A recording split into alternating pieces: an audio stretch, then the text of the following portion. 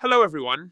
In this video, I'll show you how to fix the time remaining estimating issue when restoring your iPhone or iPad from iCloud. First, make sure your device is connected to a strong and stable Wi-Fi network. A weak connection can slow down the restore process and cause the time estimate to get stuck. Avoid using mobile data, as Wi-Fi is always more reliable for iCloud restores. Next, keep your iPhone or iPad plugged into a power source. This ensures the device doesn't shut down or pause the restore midway. It's important to know that seeing time remaining estimating is normal. The estimated time can change frequently, so give it about 10 to 13 minutes before doing anything. If it appears stuck for longer than that, try restarting your device.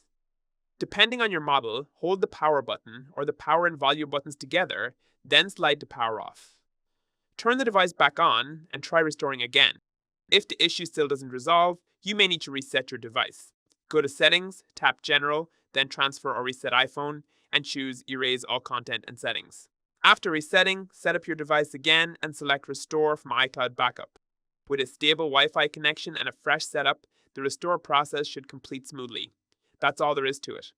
If you found this video helpful, don't forget to like and subscribe.